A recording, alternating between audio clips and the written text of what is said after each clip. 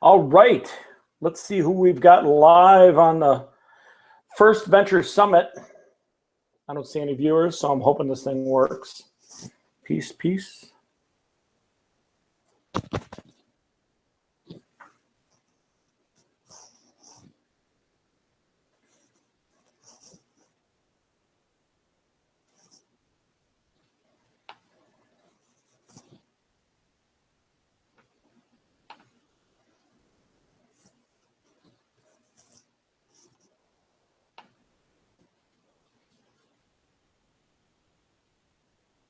Peace.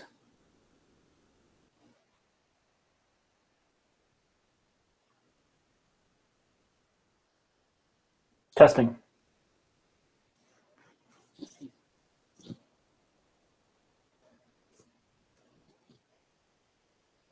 All right, I think we have something working here.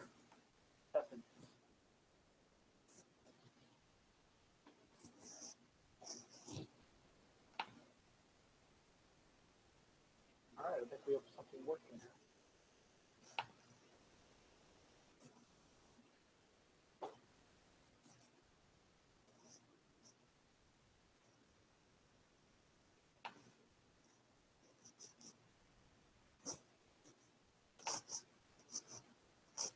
Hey, we got 2 viewers. Hello, my name is Chris Sweis. We'll be starting up here in the next 5 minutes. If you have any questions, feel free to type away. I'll answer any questions in the meantime while we've got a little bit of time before the speakers get on. Hello, my name is Chris Sweis. We'll be starting up here in the next 5 minutes. If you have any questions, feel free to type away. I'll answer any questions in the meantime while we've got a little bit of time before the speakers get on.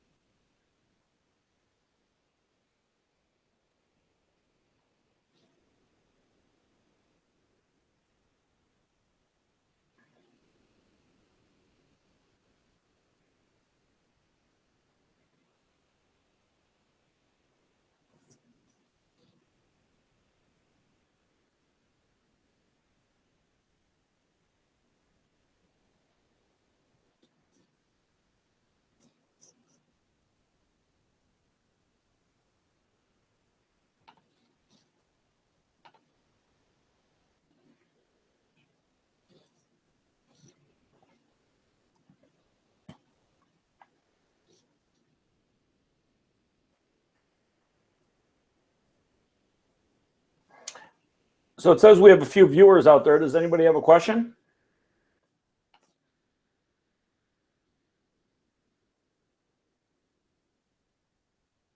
So it says we have a few viewers out there. Does anybody have a question?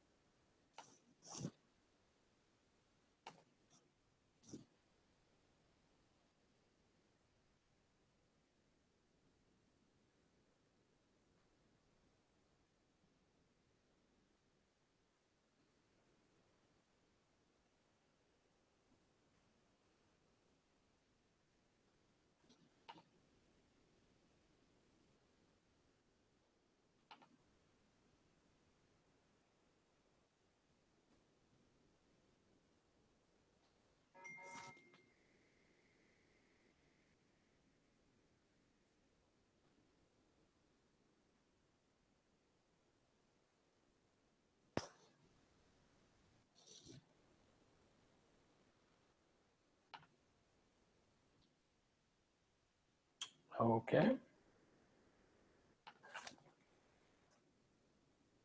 PokerMindCoach@gmail.com. Mindcoach@gmail.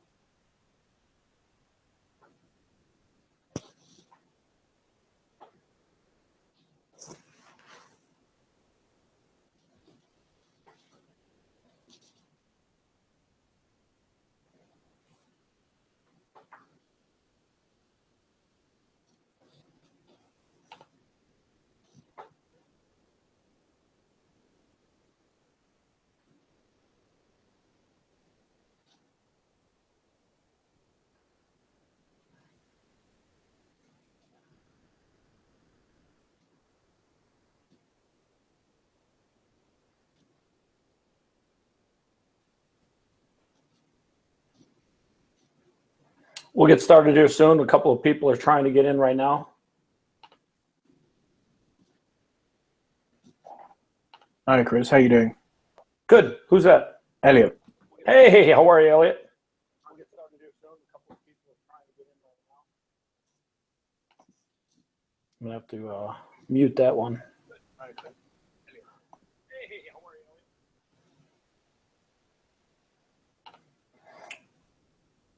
So, Elliot, talk into the microphone for a quick second. Hey, does it sound okay? Can you hear me?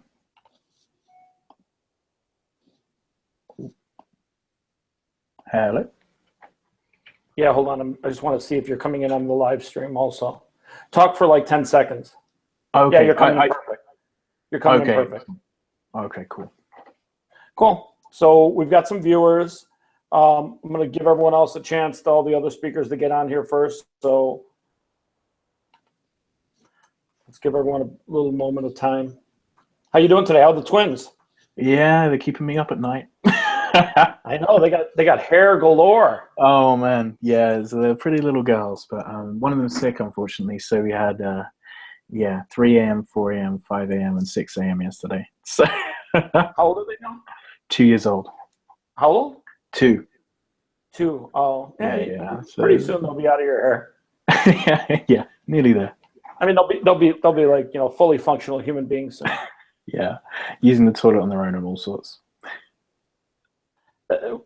Pretty soon. I can't imagine them. Can't imagine They're getting there. Better. Izzy, are you with us?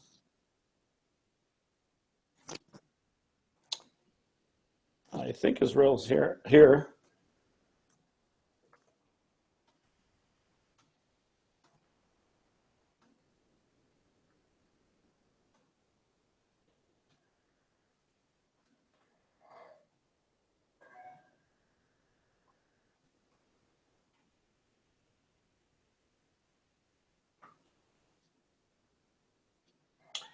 So, Elliot. Yeah. Do you have a PowerPoint by chance you want to use? No, I was just going to do it. Just speak. Freestyle. So, yeah, freestyling. So I'm all good from this side. Well, I prepared to do it as the talk, where obviously I wasn't going to be able to have a PowerPoint at the if we were going to be live in Chicago. So I figured, yeah, I can do it. I think you'll do just fine. Yeah, we're all good.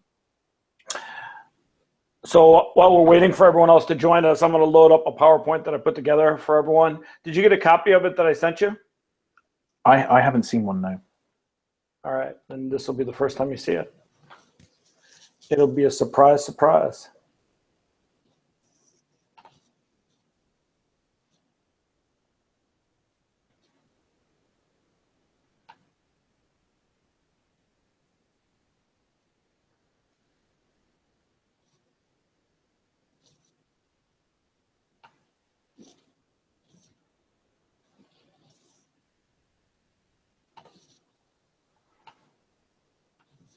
All right, looks like we've got quite a few people with us, so we won't, no sense in holding up everyone.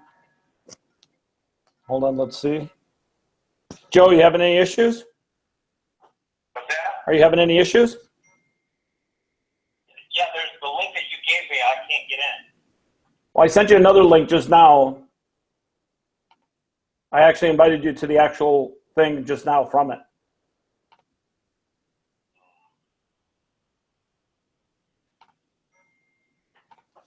I'm going to send it to you right now again, to Joe. It's the JR short sales one. Did you get a link just now? Yeah. Elliot, can you see that? Yeah, it's come up on the screen. PowerPoint? Future funding.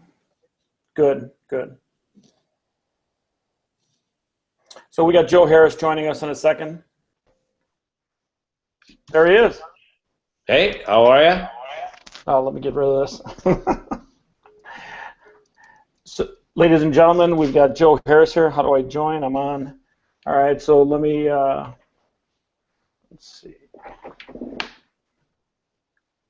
I think YouTube or Google has a ways to go to perfect this whole live streaming thing.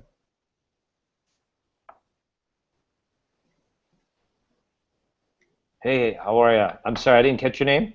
Oh, sorry, I'm Elliot. Good to meet Elliot, you. how are you? I'm good. I'm good.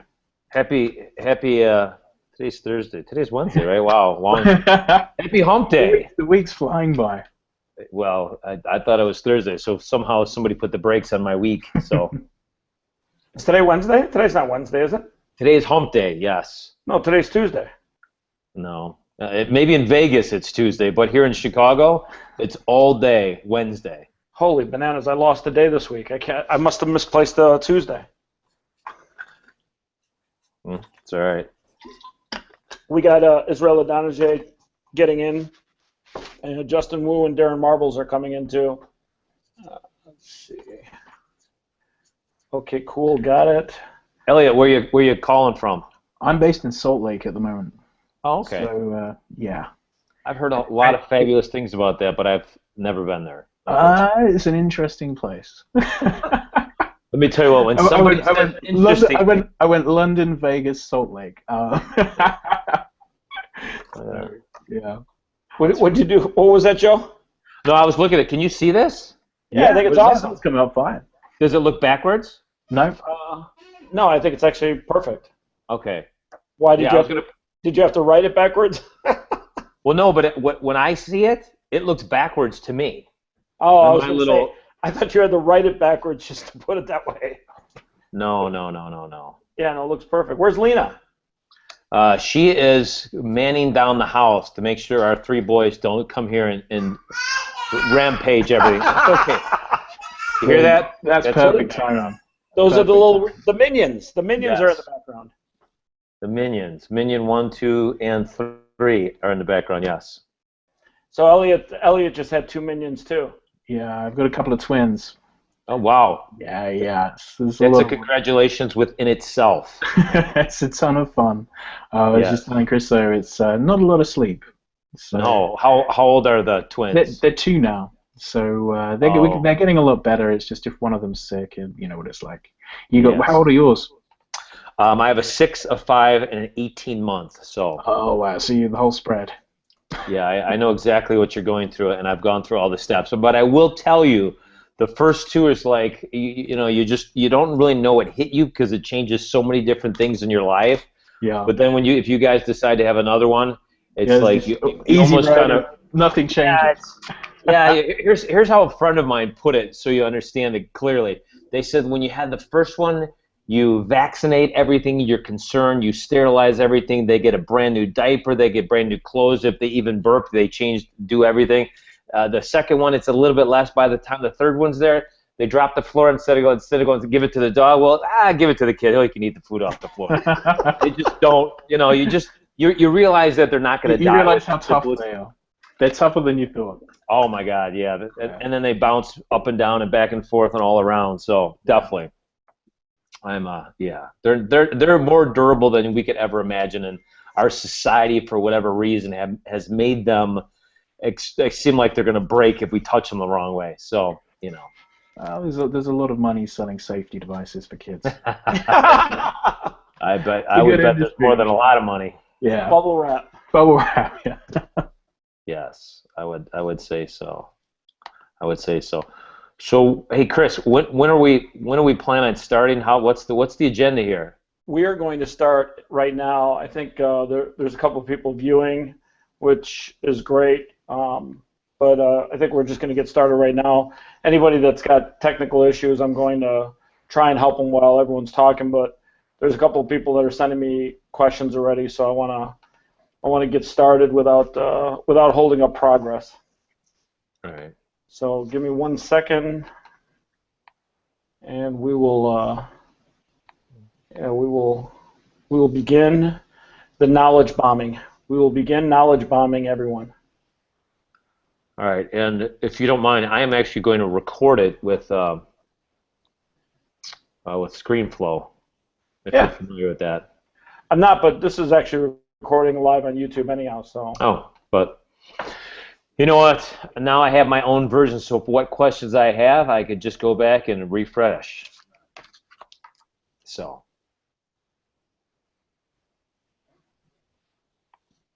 You there? Yeah, I'm just. I need you and Elliot to keep the conversation going for a second. Oh, right. All right, we can keep talking. I need you to fill some time. Fill the dead air. It's like radio. Elliot right now is just simply trying to keep his eyelids from falling. Hello. Well, are your kids sleeping through the night, Elliot? We just about got there until, as I say, one of them's been sick recently. Oh, it was probably about literally at 2, almost on the dot. They started sleeping through, and then sort of just about the last week or so it's been a struggle because one gets sick, then the next one gets the first. I guess it's the same when you've got 3. Even if they're not twins, they still pick up the same bugs. So we get in there. As I say, just yesterday was a lot of times up in one night. So and my little one, that 18 months, he's still. You know what happens is that he sleeps a power sleeper. So during the day he used to go to like 2 smaller naps. Now he's like a 3-hour during the day napper. And, you know, who wants to wake your kid up? You know that you're like, well, just let him sleep as long as he sleeps until he's slept out. I mean, that's kind of the rule that we've always gone by. And then he goes to bed at 8:30, and after sleeping 3 hours during the day and then 8 hours at night, between 4:30 and 5, he starts getting a little bit anxious, and like, you know, the rest of the families, we're like, hey, let's sleep till 7. So him and I have become really good buddies between the hours of 5 and 6 a.m. So is he good at waking the others up as well, or not too bad? No, he's pretty well. He doesn't. My other 2 boys sleep pretty hard, so right.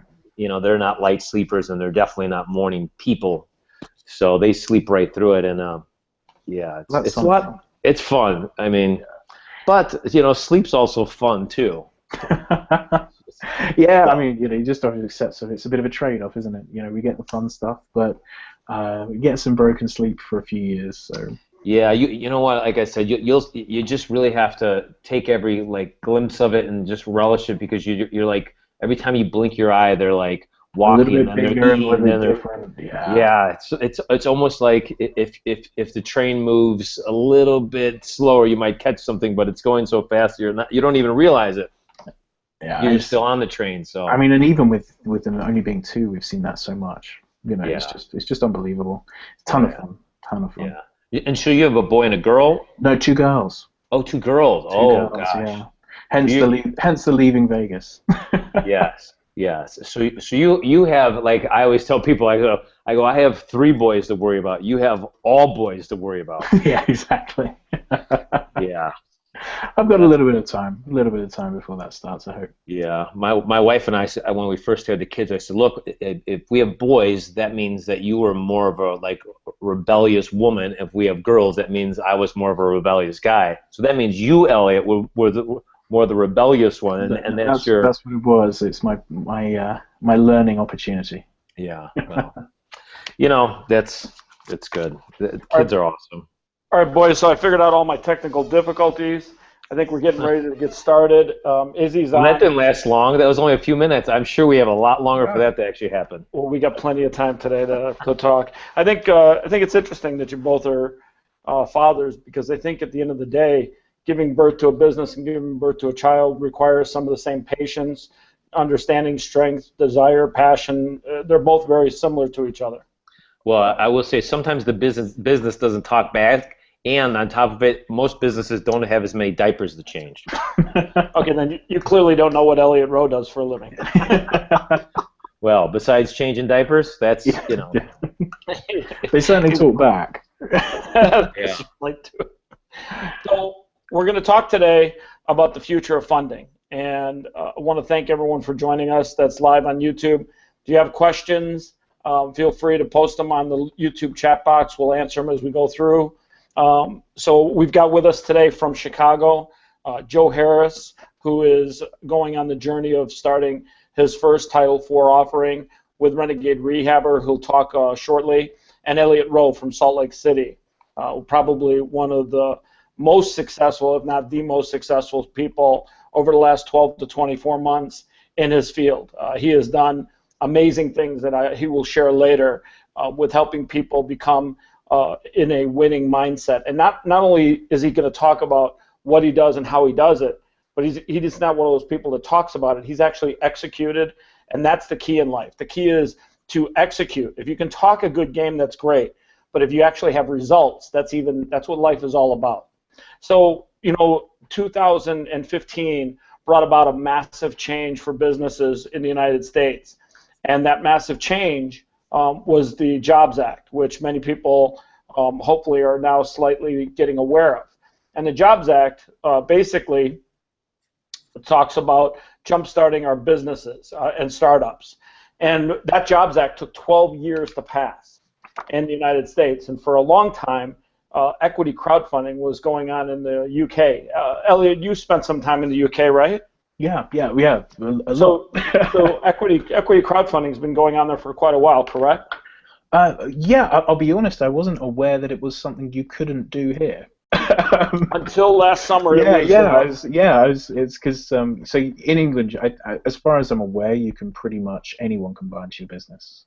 Exactly. So that in the UK for the last 12 years, it's been very popular, very successful, and it's been a great way for people with a dream, a passion, a business to go out and get funding from investors. Here in the United States, that was not possible. You were restricted to other forms of capital, either by getting a loan, friends and family, or going to venture capital and angel investors, which represented less than 3% of Americans, which means 97% of Americans didn't get those early stage opportunities in companies like Uber or Airbnb, or the massive success stories that we hear where people are making millions of dollars from a small investment in a startup company. So that Jobs Act passed last year in June of 2015. And one of the first companies that filed for a Title IV offering was a company called Elio Motors. And what Elio Motors did was they had a passion to reinvent the American driving machine. For a bunch of former Detroit City auto guys got together and said, hey, we can build a very high efficiency vehicle for one person with 3 wheels. Crazy, I'm not getting your emails. God, Izzy, how can you not get my emails, brother, of all the days? All right, let's see. So I'm going to keep talking. Izzy, I know you can hear me out there, and in the background I'm going to try and send you the email link again. So in 2015, one of the first companies was Elio Motors. They went through the process of being the guinea pig. And in that process, Darren Marble, who'll be joining us shortly, found a way to engage all of America for the first time to be able to invest in the next Tesla Motors. Now, granted, Elio is not doing anything super scientific like Tesla with a battery or an electric vehicle, but they are doing something revolutionary by creating a vehicle for one person with 3 wheels that is technically a motorcycle, so therefore your restrictions from road use are less and your insurance rates are less. But the beauty of their story was they were able to figure out a way to get a vehicle to get 84 miles to the gallon. And that fuel efficiency is off the charts amazing. So they were the first company to do that. And over the course of 6 to 8 months, till about November and December, they ran their Test the Waters campaign. And there was a point there where they got to about $3 million worth of interest, and then 4 and 5. And all of a sudden, at about $7 million in interest, they were all over the news. They were on YouTube. They were getting stories done by them. And people started being aware that for the first time, you could own part of a startup company that was going to change the auto industry. And we saw a massive shift, a paradigm shift, a tipping point, where their Test the Waters phase went from $7 million in interest to almost $42 million in interest. And that $42 million in interest started closing escrow. Now, obviously, not everyone that shows interest and says, I want to reserve some shares has the has the wherewithal to go all through with that commitment. But 40% of the people that reserve shares closed on that commitment. And Elio Motors in January of 2016 closed on $17.5 million worth of interest. The SEC closed that escrow. They used that money to buy a factory in Louisiana where they're beginning production of their vehicle. They have over 51,000 vehicles on pre-order, which is an amazing story considering that their vehicles run a little under $10,000 per vehicle. So it was one of the first guinea pigs into the new Title IV Jobs Act, and it was one of the first successful campaigns out there. And it showed that people were hungry for these opportunities. Americans wanted to have the opportunity to join people on their journey of building a massive company that solved the problem, that there was a problem in the marketplace and they solved it. As you can see on the screen here, there's some dates that are memorable dates, and the most memorable one was March 25th, 2015, when the SEC passed Title IV, allowing non-accredited investors to invest in a privately held company for the first time. So now everyone had the ability to hear about your story, your passion, and your dream about your company, to hear about the problem that you're solving. And now the fact that everyone could hear it, you can now turn everyone from a customer to a shareholder. And that chance, that opportunity never existed before. And those are the key dates that you can see that have passed. You can look at the difference between in the past and now. In the past, the law prevented startups from soliciting capital from investors outside their existing networks. You couldn't talk about it. Startups can circumvent geographical boundaries and tell a digital story by posting rich information online. Justin Wu is going to talk a little bit later about video. We have found from a year's worth of doing these that video is the key. Video tells the story, whether it's Snapchat, YouTube, Facebook Live. When you go into a house, when you rehab it, when you tell that story, you take people on that journey, it is literally the way that you can take your shareholders down a path where they can feel like they're an integral part of your business, but they don't have to be in your backyard. They don't have to be in the seat next to you. They can literally watch the progress of the company. They can watch the story right from their phone, right from their computer. Too much information, too constantly sent to individual investors. That was a big problem in the past. Now you can update and share information on startups' online profile with a single link. So you can have a private community of shareholders inside of a Slack page. I'm sure everybody out here knows a little bit about Slack. If you're not familiar with Slack, it is a great tool for private communications with inside of a company. Entrepreneurs had to search for deal closing support. They had to do all kinds of things to get pitches in front of VCs and go out and try and raise money. And that unless your story is really great, unless your product has got momentum, that is a long and arduous process that sometimes and many times ends in a big fat zero. Now online equity crowdfunding platforms streamline that administrative tax. You can have companies like eShares where you can have 10,000 shareholders in your company and they can all see who owns what, and you can be transparent. You can have the tools where it's not such a mess to try and explain to everyone how much they own of your company. Entrepreneurs had to spend time identifying their investors, supporters, and customers separately. Now, if you were Molly's Cupcakes, you only sold cupcakes to customers. And the customer in front of you, that was your customer. You treated them with kids' gloves. You made sure that the product was excellent. You made sure that they had a happy experience.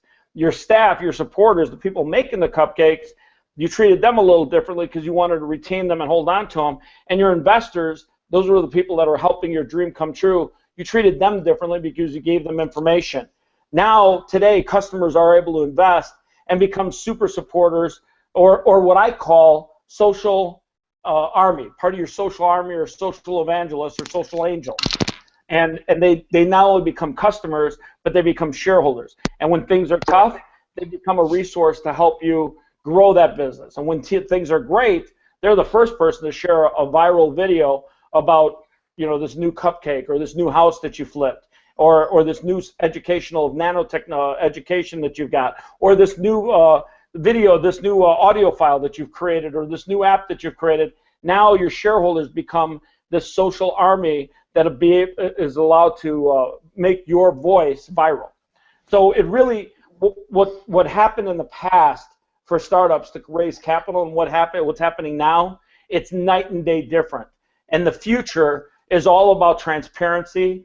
It's all about video. It's all about engaging everyone. It's all about turning your customers into shareholders and evangelists, and it's all about socializing that message along the journey. Obviously, you'll now have more shareholders who become social cheerleaders and are vested in your future growth and success. VCs will tell you that, oh my God, you've got 10,000 shareholders, that's horrible.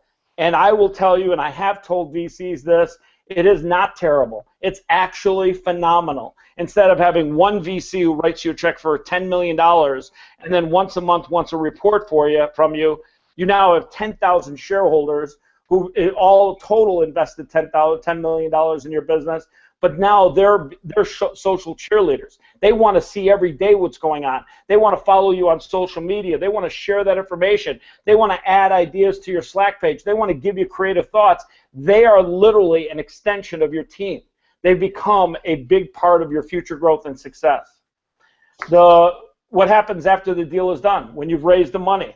The beauty of what investor and what I've put together and what our team has done is we figured out that once you close that round, like Elio did, for example, They closed the $17.5 million at a $100 million valuation. Today, if you look at their symbol, I think the company is currently trading at about $20 a share, making the company worth a little over $500 million. The beauty of this is your investors that invested a year ago want to sell that stock and do something else with that money. They can sell that stock through any broker dealer. And after you raise and close your Title IV offering, the very first thing you want to now start doing is create demand for your equity. You want to create a marketplace. You want to create traction. You want to create liquidity in your stock. And T0 is an exchange that utilizes the blockchain that opens up global opportunities for people to invest in your company. And without getting too technical and too difficult, at the end of a Title IV offering, unlike having a venture capital firm invest in you, you don't have to wait to be acquired by Walmart or have this big acquisition which may never come. Your shareholders are not locked in to your company. They can literally sell your stock if they want to take a profit or if they want to exit or liquidate their investment, just like selling any other stock out there. I think it goes without saying, I love equity crowdfunding. I think that the future of funding, the future of startups is going to be built around funding companies and dreams for people differently than it's ever been. It's going to be more transparent. It's going to be a journey, not a destination, and it's going to involve live video. People are going to feel like they're part of the process, and I think that's why we're all here today, and that's what I wanted to share with everyone, just to give everyone a glimpse of what we're talking about today. Does anyone have any questions? I have done a phenomenal job. So, did anyone join us? Did I get anyone? No. Anyone? Bueller? Nice work. Okay, so I am going to try and add Izzy on because he's only got a short period of time, so he can talk a little bit about some of the amazing things that he's doing in Chicago. You guys give me 1 second. Israel Adonijay, I am sending you a link right now. I know Teresa's getting it, so I'm going to CC her, and then maybe I can see you, blah, blah. Maybe Teresa's getting it. But here's the link, and hopefully Izzy can join us. If he can't, he's in Atlanta today. We're going to let that go. I think while we're waiting for Izzy, without there doesn't seem like there's any questions. Without further ado, I want to introduce somebody that I've known for a long time. And when I say a long time, I think it's going on slowly over 25 years, 20 years, something like that. Slowly. Make it slowly. Yeah, exactly. And Joe Harris has been involved in real estate for the better part of his life. And over the last 10 years, he has learned over and over and over again a great deal about the real estate process. And about, I want to say a month or 2 months ago, we started looking at the opportunity of doing a Title IV offering around real estate. And to give everyone a little background, since Title IV has been around, it's only been around for 12 months, the largest campaign has been Elio. That's the most successful. But in the category of what money's been raised in Title IV offerings, real estate ventures have raised over $70 million in the last year. People understand real estate. People are comfortable in investing in real estate. People are curious about real estate. Real estate is something that people know and like. So without any further ado, Joe, I'm going to give you your 15 minutes of fame, and it's now time for you to talk to people about your journey with Renegade Rehabber. All right. Thank you, Chris. I appreciate it. So first off, I'd like to thank you guys for coming here to the Venture Summit and talking about Title IV. And I'm here really to tell you about my journey and frankly, why I've joined on the Title IV bandwagon, because I think it's important that everyone understand it. So who is the Renegade Rehabber and why are we here? Number one, first and foremost, I love real estate. I'm the guy that used to stay up late at night watching the Carlton Sheet information shows and literally gawking over and spending hours watching some boring infomercial until 2 or 3 in the morning. I love teaching. I love helping people. I started when the market crashed doing short sales, and I absolutely loved helping people get out of a bad situation. So, boiling down to really what the Renegade Rehabber is all about, it's about really 5 components.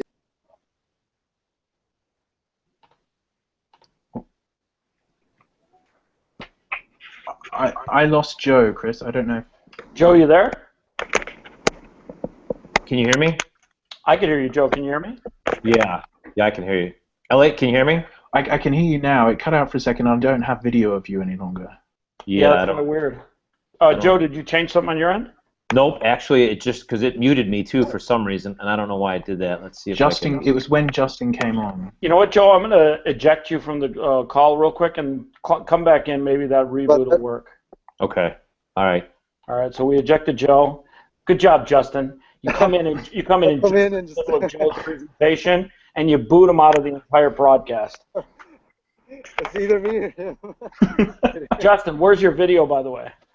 Hold on, I'll be in the video in just a quick second here. Just I'm changing locations where I'm at the moment. I think you're running outside. Justin's running up and down the beaches of LA right now doing this live broadcast. I know. While we're waiting for Joe to join us again, we've just brought in Justin Wu. I call him a young Turk. He's 12 going on 22, and he's probably one of the most talented growth hackers out there. I've never seen somebody so young that has so much upside. Speaking of upside, I think we've got a connection here. I think we've somehow broken through the line of scrimmage. Izzy, is that you? What's going on, guys? Amen. Guys, only because Israel has a short period of time, I'm going to let him speak a little bit about his vision and involvement in Chicago tech and startup companies so that he can run to his next meeting. You there, is he? Okay, what the heck? I don't know how that. I'm going to blame that on Justin, too. Yeah, that had to be Justin's fault. He's back. Is he back? Yeah. Oh, there he is. Good. So Wow. Yeah, while we got you, Z, I'm going to let you take over. No, one, I just want to thank you all for taking your time to join us in what really I consider to be a educational journey, and for my application through sport, I was able to do those things because I had a lot of great mentors and people who had been in the league a long time really show me keys and allow me to see and get insight from their journey of success. So for me, this is what this represents. Now retired, I'm in the venture space. We're doing a lot of incredible and exciting things here in Chicago through a company that I'm a part of called Vault, really just focused on positive disruption. And unlike most startups where you have an idea and then you get somebody to buy into your idea to generate, then you pursue capital and then you try to get to a product. We're focused on ideas that we can take to product, that we can test, that we can proof concept, and then seeking capital revenue following the assurance of that we know we have something that is a win. So being able to speak and learn and listen from guys who have been able to achieve success in a multiple number of avenues is something that's very important to me. The same way I did it through sport, I think it's equally as important to now do it as I enter this new venture space. And then to young entrepreneurs and people that are just getting started, it's really all about education and everyone's learning curve. You can accelerate your path to success by finding a great mentor and by listening to people who have traveled the path that you're about to travel, and that for me is why I'm so excited to be a part of today, to listen to the opportunities at hand. When you hear Chris talk about Title IV and those opportunities, I mean, it's very exciting. I personally know a handful of brilliant entrepreneurs that have gone the traditional route, and they're struggling. They're faced with a lot of challenges, and access to capital has, the path to that has changed significantly.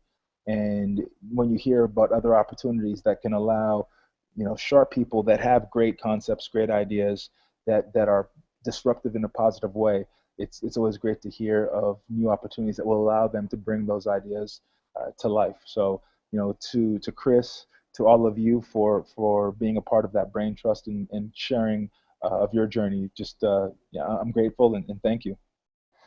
Well, guys, I got to tell you, I've been around startups, tech startups in Silicon Valley and traditional VC funding for the better part of 25 years of my life.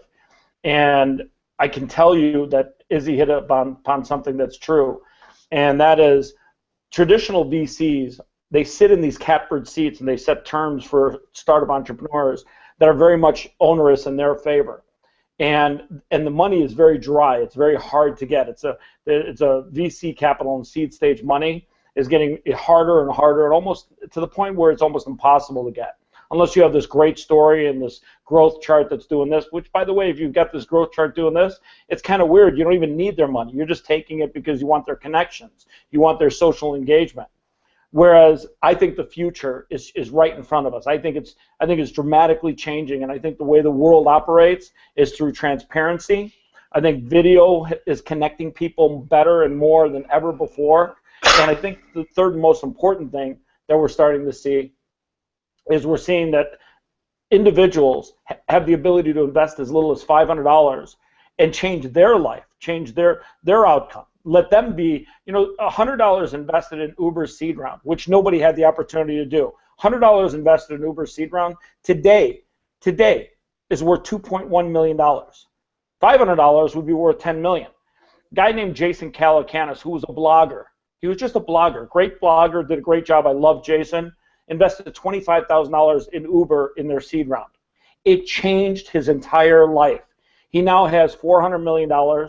He now has investments in a venture capital firm and I think close to 60 or 70 other firms that have all happened as a result of making a great investment at the right time, and the right time is at the seed stage. That's really the only chance you have to get that massive explosion, that massive opportunity. And I can tell you this, in the time that I've met people in my lifetime, and I've met thousands and thousands, and I've actually listened and met them. I've never met anybody in my entire life so humble, so grounded, and such an amazing listener with such a massive high IQ as Israel Adonijah. He is going to do some amazing, special things and is already doing them with the companies and the projects and the ventures he's involved in. And I think, Izzy, you get what Title IV does and the changes it does better than anyone, because venture capital is like literally lining up with a venture with like one offensive lineman and one quarterback and one running back. Your offensive lineman is like your VC who just chunked in $5 million in your business, and your running back is maybe your technology. You're lining up 3 guys, and then the world has 11 defensive players. That's the toughest fight in the world. And then your offensive lineman looks over your shoulders every 30 days and says, are we going to move this ball forward? I mean, I need to see some reports. I need to see some growth.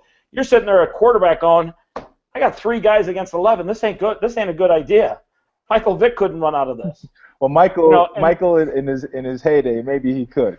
I wouldn't put it past him on his heyday, but anybody else in life, that's what a startup challenge is. Right. It's like 3 against 11. Right. Whereas Title IV, it gives you more than 11 guys. It gives you go onto the field with 1,000 guys against 11. And who cares if those 1,000 guys are grandmothers and people that are in their 20s and 10s or 30s? They could be families. Your team is a social army. And when you line up at the line of scrimmage, who cares if grandma's at left tackle? She's got 40 guys behind her. Your social army is 1,000 deep, and you're trying to move the ball on 1,000 to 11. Now you've got a company that not only has shareholders, but you have a social army that can move the ball one step at a time. That puts the edge and the advantage in favor of the startup. And I've always been a believer that there are many great startups that blow up and fail, and a lot of times they blow up and fail for 2 reasons. And one is obviously cash. They either didn't have enough or burned through it too quick. But the second one, and I think it's actually even more important, is they needed that social army. They needed that social support. They needed on the bad days to have people say, hey, so what we had a bad day? We're doing all this other stuff that's great, and we're going to fix whatever's broke, so tomorrow is going to be a great day. And it's that social support that can take great companies and push them and nudge them to actually be great, to actually be that amazing opportunity that people think that they can be.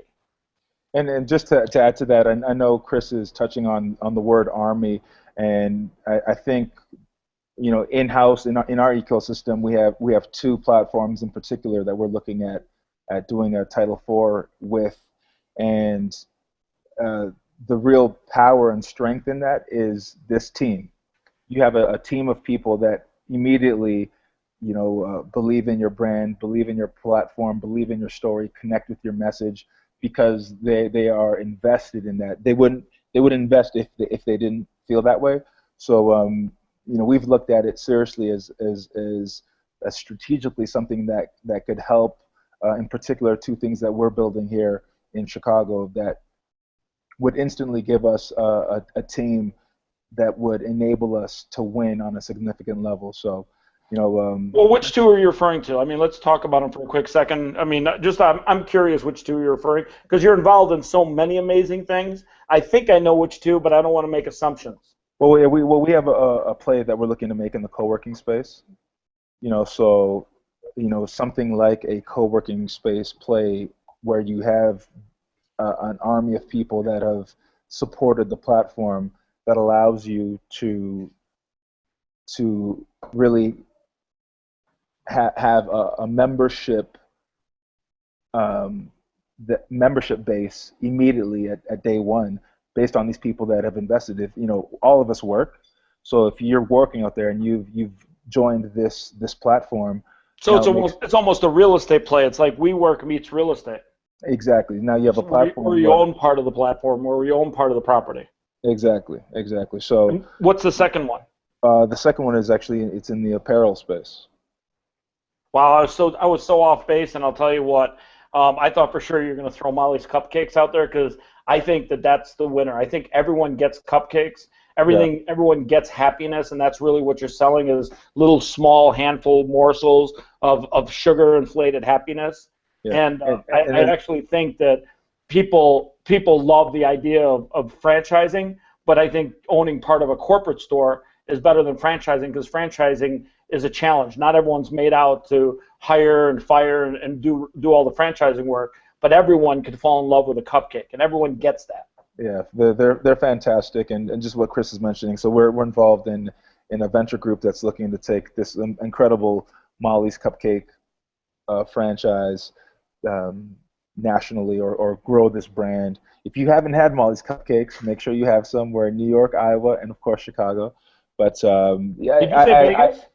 We're not in Vegas. Hopefully soon. Good God.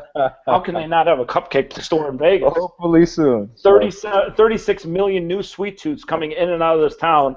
Where in God's green earth are they going to get them out? And I'll be honest with you, for everyone that's listening, I'll tell you. I thought they were going to be good, and I actually had high expectations. So, like, I really thought before I walked in that they were going to be here. So, like, the expectation was here. So it was like, we're ready way up. And when I tried it, it was like here, which is actually almost impossible to get to, because like here is like where the normal human being thinks a cupcake is, and then here's where I had my expectations, and then when I tried them, I'm like, they're sweet, they're soft, they're not too sweet, and then they get that center surprise, that little gooey in the middle.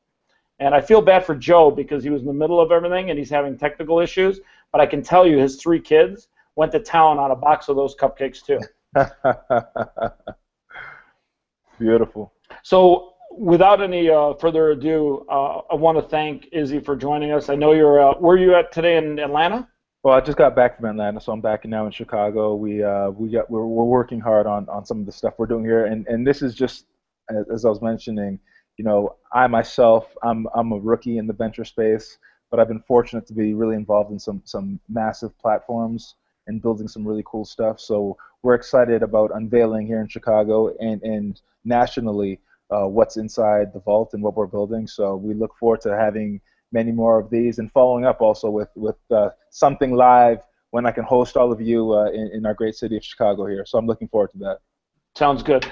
Elliot, without further ado, talk about some of the things that you've been involved in and that you do that can help startup entrepreneurs and any business owner get their mindset in the right space. I think when you guys hear the last 12 months that Elliot's had, especially Izzy, I'm telling you, before you run off, listen to what he's done over the last 12 months. It is shockingly I'll front load my amazing. talk. I'll front load my talk a little bit.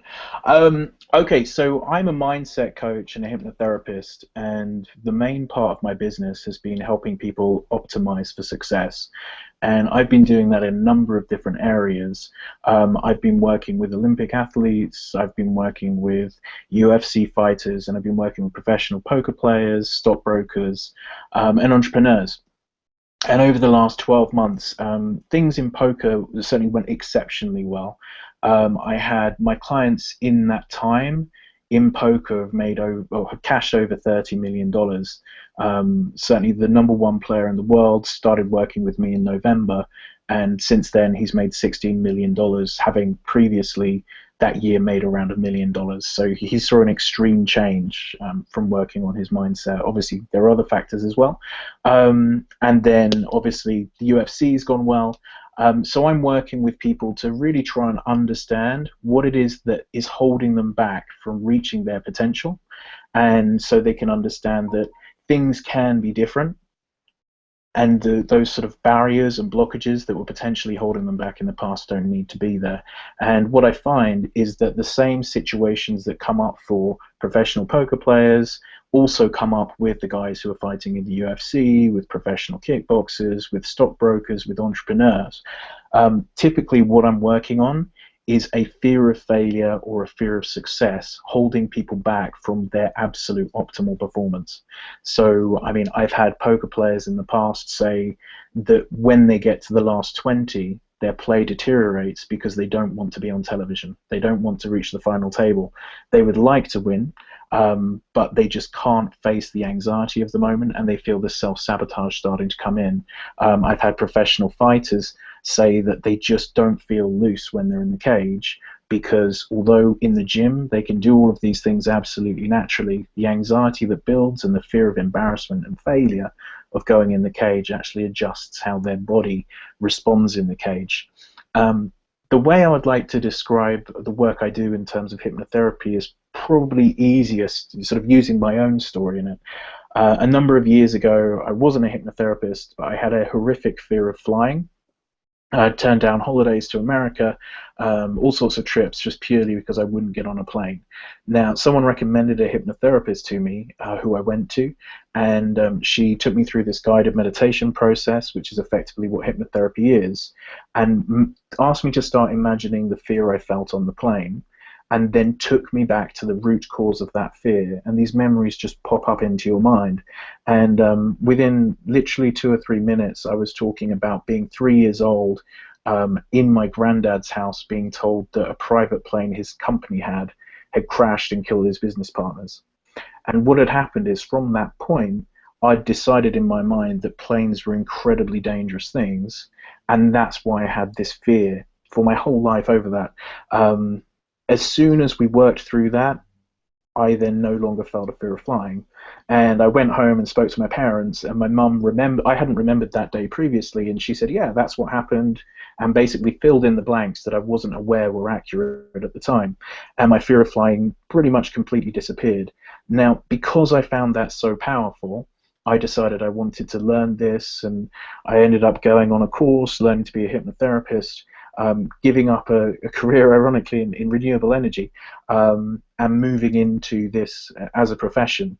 And what I started to see is, although you can help people with those sorts of fears, the fear of flying, the fear of spiders and things like that, the real fears that people should be working on are their fears of fear of failure or fear of success, that will enable them to get the most out of their lives. And usually people sense those things as they're working through their days and weeks, when they're just not doing the things they know they should do, and they have no rational reason why they're not doing that. So the person who's trying to lose weight but finds themselves cheating on their diet, the person who knows they have to get the report done for work but leaves it to the last minute and has to put in a report that's not top quality, people who go into sales meetings and really struggle with the confidence. All of those things can be adjusted by removing the fear of failure. So really that's what I wanted to explain, is that you might think a fear is part of you, but it's always learned from somewhere. And by removing that, we can then start to allow you to be absolutely optimal in the way that you feel and the way that you behave in whatever career or sport or activity you're looking to do. One of the things that is quite interesting is basically every one of the very successful people that I've worked with seems to have had very similar personality in that they've been looking to refine and fix the small details. So the people who are the very best at poker, or the stockbrokers who make the most money, or even the UFC fighters, it seems to be the people who have an attention to detail and are constantly looking to improve in every area of their life, no matter how small, seem to reach the highest levels. So it's like gaining an edge over everyone else in the industry, one thing at a time. So one of the things that I think would be worth mentioning today is the power of a morning routine that people can put in place to make sure that you set your day up effectively. So everyone has the ability to set something up so that you're feeling good for your day. What I would recommend is every day you have the time that you get up, you ensure you have the healthy food, you ensure you have exercise in place, and more importantly than those things is that you start your day with some form of meditation to clear your mind. So by doing those things, by setting yourself up for the day, you're putting yourself in a place where you haven't effectively woken up on the wrong side of the bed. You've already cleared any negativity that's there. You've already done your exercise, so you know that your day is successful. No matter what happens in your day, you have the exercise out of the way, you have your meditation out of the way, so it has been to some extent a positive day from that point forward. And with the meditation, there are apps available now that you can download, and you can follow those apps through, or you can do normal mindfulness meditation. And what I was going to do today for the listeners and the people watching the videos is just give a quick demonstration of what the hypnotherapy is like, or the guided meditation, because it's when people hear the word hypnotherapy, they're often thinking of the stage shows that you see in Las Vegas, or the TV shows where it's some magician almost. But the reality is it's just a process of utilizing guided meditation to get yourself in a very relaxed, comfortable state where you can focus in on one issue and see it in a way that you perhaps wouldn't be able to see it in your everyday life. So a problem that seems very difficult to solve in your waking state in a normal conversation can become very, very easy to solve using this guided meditation process. So everyone out there, I'll do a quick demonstration of it now. So if you're driving, don't close your eyes and don't do this, but so long as you're not driving, if you'd like to just close your eyes and take a deep breath. And as you exhale, allow yourself to relax. And take another deep breath now. And as you slowly exhale, releasing any stress, any tension from your body. Just focusing on the sound of my voice, and allow all other sounds inside the room or outside the room to relax you further, to relax you deeper. But still with each breath you take, sinking deeper and deeper relaxed. Focus your attention on the soles of your feet. Use the power of your mind to relax and release any tension that's stored there. See that relaxation as a color, or feel it as a warmth. Allow it to slowly spread through your feet and ankles, and up through your shins and calves. Relaxing your knees and your thighs now, and up through your back and your spine, as still with each breath you take, sinking deeper and deeper relaxed. Relaxing your chest now, and as you relax your chest, allowing your breathing to slow, your heart rate to slow. Relaxing your shoulders, through your arms all the way down to the tips of your fingers and thumbs. Relaxing your neck, your mouth and jaw. Through your cheeks, just smoothing the skin of your face as it goes. Relaxing your eyelids, through your forehead and into your scalp. Your whole body just so comfortable, just so relaxed. And now just start counting backwards in your mind from 300. After each number, repeating the word relax. 300, relax. 299, relax. 298, relax.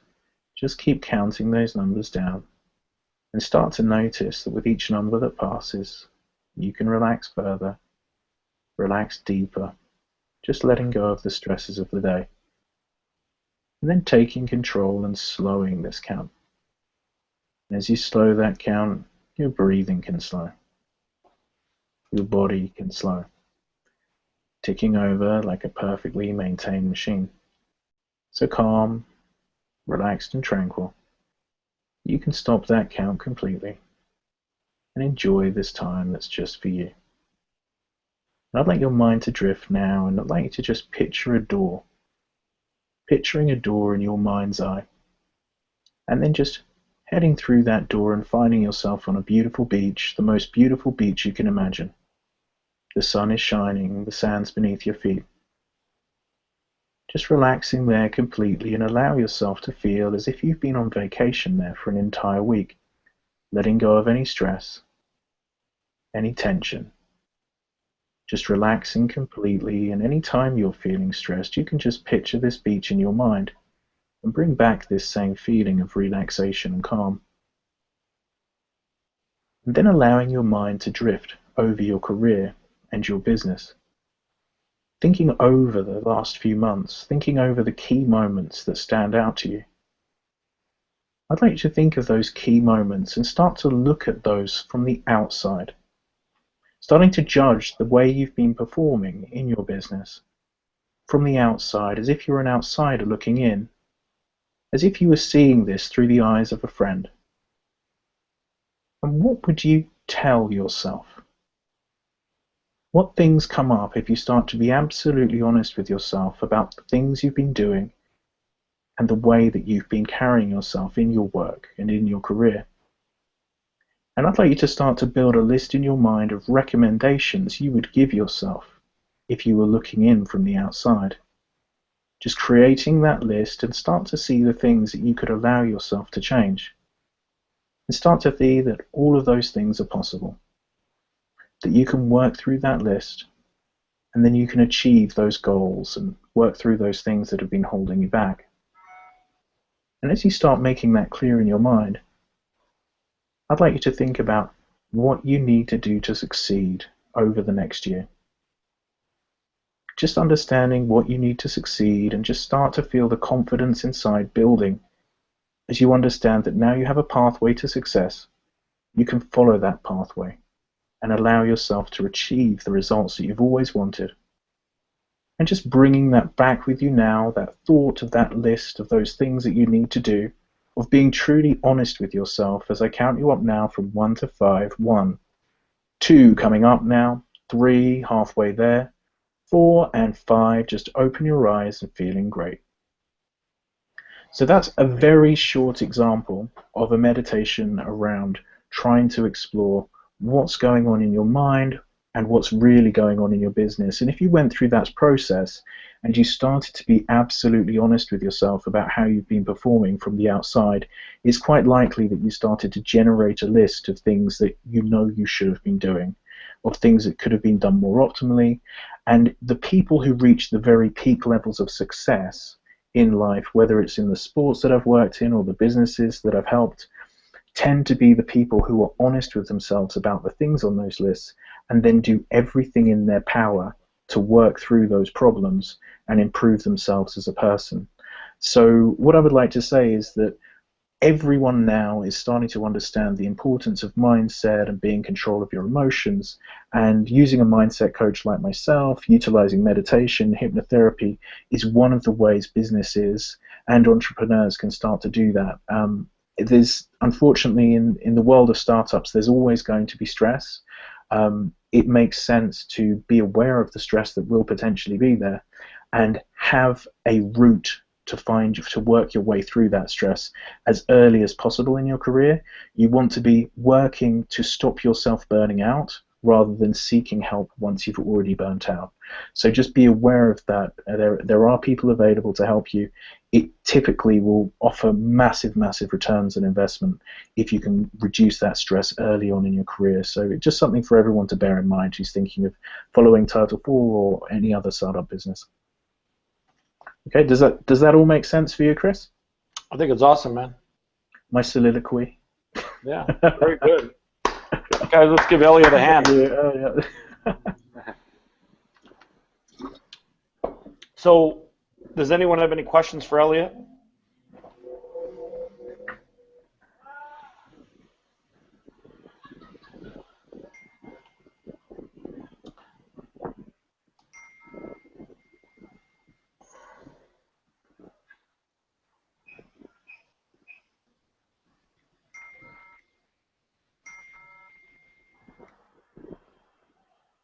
Okay, so Justin, why don't you talk a little bit about growth hacking? I think without further ado, Justin has been pretty amazing at hard work. I don't know too many guys that work harder than Justin, but I can tell you that he has learned through trial and error, more error than trial, but definitely a lot of trial, what works and what doesn't work, and that knowledge is valuable. And I think without stopping saying too much, I'm going to introduce Justin Wu, the Hackapreneur, the hardest working man on Snapchat. Thanks everybody. Yeah, I mean, working hard is great, but it's actually more so working smart too, along with that, to drive everything that you're doing. You know, for me, kind of my entrepreneurship career started at a young age of 13. I'm 26 now. I've had kind of various levels of success and failures of many ventures that I've done. And as I kind of put on the entrepreneurship hat, I had to put on many different hats, whether it be from sales, business development, to actually coding some of the websites I have to do before, and then also just growth and marketing. Especially growing up in the town of Seattle, where startups and entrepreneurship isn't and hasn't been really celebrated, where everybody wants to work for a big corporate job. It was hard for me to kind of form a team and even get my initial kind of funding, where everybody wanted to, any kind of seed funding required you to get significant amount of traction, and that's just kind of how the Seattle scene and flavor was. And so what that taught me really when, as I grew up in my entrepreneurship and just my growth marketing career, is that in order for me to kind of put on many hats, I had to kind of learn a lot of different skill sets, and in order to do them very well, I had to learn them kind of fast. So I studied a lot of like kind of Tim Ferriss on the 4-Hour Work Week, and also his talks on kind of just learning how to learn and the different techniques on doing that, on being able to systematically break down different topics, whether it be sales, entrepreneurship, and marketing, and kind of go through it in a more foundational and elementary process as you would learn it in school, whatever topic that you go out and engage with. And this has proven to be a very great framework for everything that I've been approaching, especially for marketing, as there's new emerging platforms, so many different tools, and so many different things that exist out there. Having a kind of systematic look at everything in life, whether it be from what you learn and what you do, kind of taking kind of a more scientific approach by having a hypothesis on a topic, whether that be on sales or how you pitch or how you go out and get investors or how you build your own brand, and then going out and taking a look at the data that exists out there, find out what works, and then cut that up into small pieces and start chipping away at it, and then collect the data and constantly audit yourself to kind of better yourself and improve in those different aspects. And so from doing that, you know, I've been able to kind of jump through my whole career picking up different platforms. And, you know, the most recent platform that I've been able to pick up was Snapchat. And, you know, what I've been able to do was, you know, for me, my whole lifetime in terms of a marketer, I've been more of a quantitative and data guy, you know, always been numbers driven. And that just comes with a systematic way of looking at things. And so branding was a brand new topic. It's not really as tangible, it's really intrinsic, and I had no clue how to approach that until I started looking at other people who started building their brands and figure out different patterns and ways that companies are able to utilize their personal brand and still grow their business along themselves. And I looked at you know, people and personalities such as Gary Vaynerchuk, who has his own personal brand on top of VaynerMedia and then Vayner Capital. But his personal brand was a big storytelling driver, that got people to be bought into why he exists and what they want, why they should invest their time into his books and content. And ultimately, VaynerMedia, which is his agency and main funnel where he gets all his business. And so from like studying all these different topics, you know, that's where a lot of people are calling themselves growth hackers these days come from. They really kind of want to hack growth without fully understanding all the different aspects of running kind of just a business, which is understanding the customer, understanding the product, and us understanding ultimately just how the business works. Hey Darren, how's it going? Hey Justin, what's going on? Good, good. Just in a little bit middle, just talking about growth hacking. So great for you to join us. So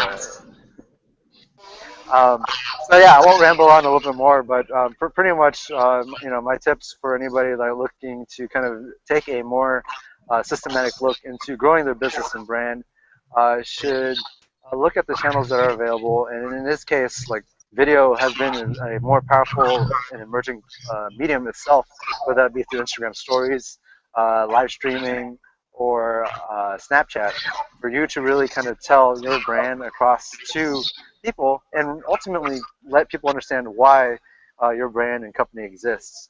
And so really utilizing that as a tool to be able to help you grow has been beneficial, and I encourage everybody to look more into that. Yeah. So, yeah. What are some of the things that you've learned that make video such a powerful platform or a medium for people to tell their story? Yeah, well, I mean, especially with like Snapchat and Instagram stories now, I think the barrier of entry to create videos has been much lower. Like, you know, you just point a camera at yourself and start recording and showing kind of the content that you are showing yourself and the way you talk, and it's much more tangible. And also too, you know, looking at the camera, looking at somebody in their eyes, and kind of just hearing your voice and seeing you in the works in action is much more interesting than people just posting these articles or people just kind of sharing all these different links and different ways to just kind of post ads, right? It's a new way to kind of storytell, and gives you the chance in your own ways to kind of convey who you are and what your company and brand is all about, so that people are much more bought in. And even if the views might not be high initially when you start, the impact I've seen has been you know, there, because it's more real. And with platforms like Snapchat and Instagram, like, people are okay now with not being perfect with the content. Of course, the more perfect you are, then the more enjoyable the content will be. But again, like I said, the barrier has been lowered for people to come in and really come in and kind of vlog and tell their mission. So what are some of the things that you've successfully found in creating funnels? I know that recently you did a session where you started showing people the charts, and you started saying, hey, you know, this is where I start, and I get so many people down here, and then I drive them down to here. Talk a little bit about building that funnel and automating that process. Yeah, so really, you know, the whole marketing funnel is literally like a bucket where you're trying to get more customers, or investors in this case, to come into your bucket of water, essentially. And what you wanted, a lot of companies and a lot of people focus on, is going out and trying to acquire new customers and bringing more people in the door. I mean, it makes sense, because, you know, that's, a lot of us have issues just even getting somebody to even look at our business. But a lot of businesses also forget too, in terms of their funnel, is that they're not taking a look at the whole journey of the whole investor or even customer experience when they even come into your business and brand. Like, we're so eager to invite somebody to our house without even worrying about how our house looks like and where they're going to actually do inside our product and service. And so in terms of a funnel, the best things that I've been able to kind of advise companies to do is just really keep it simple. Really go out and identify what is the exact action that you want your audience to flow through your whole website to sign up, or give you their email address or contact, or register, and make that be the sole focus, and get any action should be pointed to that exact call to action. And anything that you do outbound, whether it be like social or anything, should always lead to that call to action into your funnel for growth. Good. Excellent. Guys, let's give young Justin Wu, the young Turk, a great big hand. Thanks. So we're lucky today because I think when you talk about Title IV, when you talk about equity crowdfunding, there's always going to be the guinea pig. There's always going to be the pioneer, the first person that jumps in the pool to find out if the pool's scalding hot or super cold. And that first person that jumped in the pool last year was Darren Marble, who ran successfully the marketing campaign behind Elio Motors. And when you're the first one in, it's scary as fuck because the odds of success are not so great. But not only was he successful, it was the most successful campaign to date. So I'm going to let Darren talk a little bit about Title IV marketing and some of the things that he's learned. Thanks, Chris, and thanks for having me on. And you know, I'm honored to hear you say that. But I want to give credit to Elio as a company that really had a tremendous amount of momentum going into that campaign. And then it wasn't me, and we have a team here of about 20 people, and a good portion of those people were critically involved in the design, production, and marketing of that campaign. So it takes a village, and that's certainly the case with equity crowdfunding. So, look, I think the advice I give most issuers that are looking at raising capital online is to recognize that storytelling is really fundamental. And if you have a story that is weak or uninspiring or over the top, if it's perceived as ingenuine or inauthentic, then your marketing campaign is going to be a miss. And you may spend a lot of money trying to hook people, but they're going to be turned off by the weak story. And so I think from a very high level, what we've seen be effective in these bigger Reg A+ equity crowdfunding campaigns, and even the Title III campaigns that have done $1 million, like Legion M or Beta Bionics on WeFunder, the common denominator is a compelling story. And the trick is to tell a story that fundamentally transcends your business. And so the strategy we took with Elio Motors, was to work with Paul and his team and basically convince them that we needed to produce a video that was bigger than the car, that wasn't about the engine or what's under the hood, that was really about a movement and was an opportunity for people to invest in something bigger than themselves on the other end. And so we were adamant about communicating themes of ownership, themes of participation, and empowerment. And those turned out, at least in the case of Elio, to be winning themes. And those themes are then communicated across various marketing channels and platforms and all the content that's put out on social. So I would say, storytelling is probably the most important aspect of capital raising. And it's often, if not always, the most overlooked aspect. A lot of the issuers that are now trying to raise millions of dollars in this space are learning the hard lessons that a lot of us know in years past in Kickstarter campaigns, that it's not as easy as filling out a form and completing a template and pushing launch. So you need both a story and a phenomenal marketing plan to support it.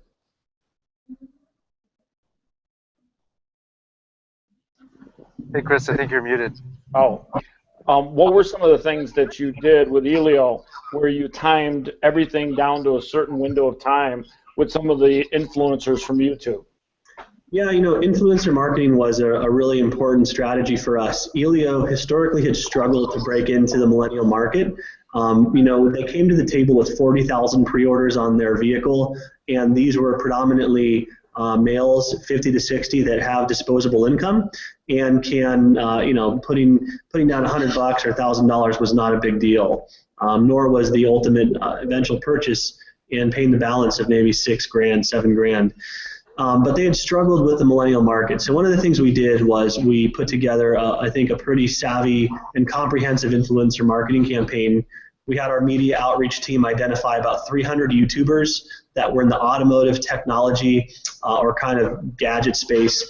And we came up with some clever art and copy. We invited people out to Los Angeles to test drive the P4 prototype. And basically we comped their travel, so their airfare and hotel, and gave them an opportunity to test drive the P4, interview Paul Elio, put the GoPros on the side of the vehicle, take it around town. And what we did is we had them sign an embargo agreement agreeing not to publish any content until June 19th, 2015, which was the day that the Elio Motors campaign went live on Start Engine. That's when they launched their Test the Waters campaign. So in addition to doing a big PR push, getting an exclusive with Forbes that helped, we had 15 really high-end automotive YouTubers put out content that had been produced in the 1-2 weeks leading up to the campaign. And it appeared out of nowhere. So, it was kind of a blitz, and collectively those videos have been viewed about 4, maybe 5 million times now, and created a lot of brand equity for Elio within a demographic of people they had previously not been able to reach. And not only that, we also had the YouTubers linked to the campaign page. And so, the upside of influencer marketing in these campaigns is it's a really smart way to have your message distributed or disseminated by somebody who already has an audience, and even better, has an authentic relationship with that audience. And the downside or the hard part about influencer marketing is there's an attribution challenge, meaning we can't tell exactly how many millions of dollars or even hundreds of thousands were directly associated with that effort, because it's easy for, let's say, you, Chris, to maybe have seen a video by Saab Kyle 14, and 2 days later you Google Elio Motors, which would have taken you directly to the campaign page. We can't attribute your investment to that video. We can attribute the people that click the link in the video description, but I watch a lot of YouTube videos every day. I don't always click the links, Google stuff. So that's the upside downside. Is it proper and legal to be able to do invite codes where influencers can have, for example, an invite code that's trackable back to them and reward them for driving investors to a campaign? Yeah, it's a gray area, and what issuers and companies that desire to raise capital through equity crowdfunding, whether it's Reg A Plus up to 50 million, regulation crowdfunding, or Title III up to $1 million, what they have to realize is that this is a highly regulated industry. You need a competent and experienced crowdfunding attorney. This is a code for competent securities attorney. And when you get into the realm of compensating people to bring investors, you run afoul of all types of securities, rules, and regulations. Are there ways to incentivize people to drive traffic? Sure. Can you compensate them with cash to bring investors? No, it's not that easy. So, look, there are a number of companies that are looking into that, and we're looking into this, but you have to be very careful. And when you talk about that type of marketing effort, it has to be blessed by your securities attorney, because you don't want to go to jail. And this is an industry where if you do the wrong thing, you'll end up behind bars. I mean, this is real serious stuff. So, issuers need to be very careful about that. So the question I have is this: if you take that video and you buy Facebook impressions and clicks, you're going to pay Facebook a dollar amount for those clicks. Couldn't you reward YouTube influencers for those clicks also? You said, could you reward YouTubers?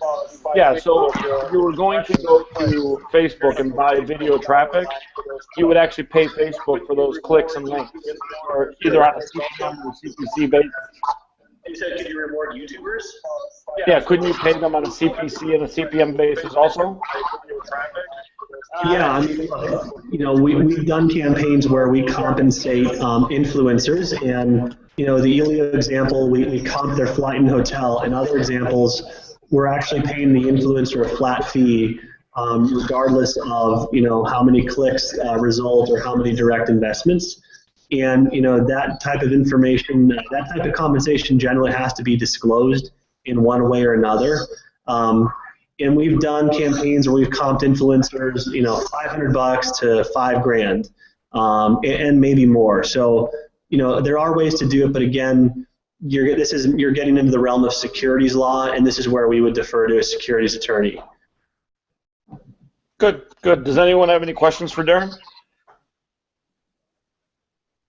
All right, guys, let's give Darren a great big hand. He is one of the better guys in this space that I've gotten to know, and I consider him a friend, and I consider him one of the smarter people around. I mean, slightly smarter than Justin Wu, but definitely they're neck and neck. I just understand. So I'm going to open it up for Q&A if anyone's got questions or answers. And otherwise, if there's no questions or answers from the crowd, we'll cut this short. I think we've really thrown a great deal of content out there, and it's my sincere hope that everyone's gotten some value from this today. Elliot, you were great. I actually feel more relaxed. Oh, I'm glad to hear it. So we actually added Sinise to the call. Sinise, can you hear us? I think she's muted. I think she is too. I'm going to unmute her. Can you hear us, Sinise? There you go. Gotta love technology. Let's just assume she said yes. Can you hear us, Sinise? I swear I know. I feel your pain, girl. I feel your pain. You're talking, Yeah. and it's like we could hear you, but you got an amazing smile, but some idiot on this end hit the mute button, and it won't let me unmute you. It's actually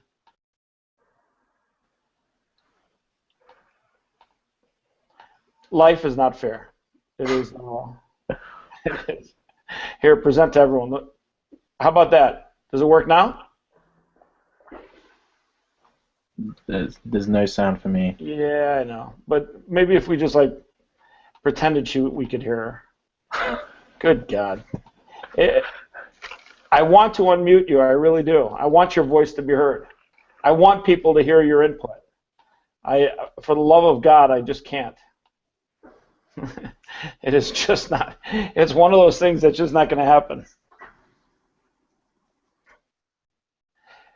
You're going to have to chat in the chat box because some idiot over here put the mute button on and he can't figure out how to get it unmuted. But I'm going to talk to Google about this because it's clearly a defect on their technology side. Guys, I won't keep everyone for the rest of the day. Sinise, did you by chance get the PowerPoint that we used today?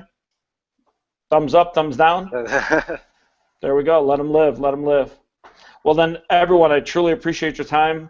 We will have this live on YouTube so that you can link to it. If you send me any links that you want to link from this video, I'll gladly link it to there. And then we will do this again with some new companies, and we'll bring Joe back on to talk about the Renegade Rehabber somewhere in the next 2 weeks.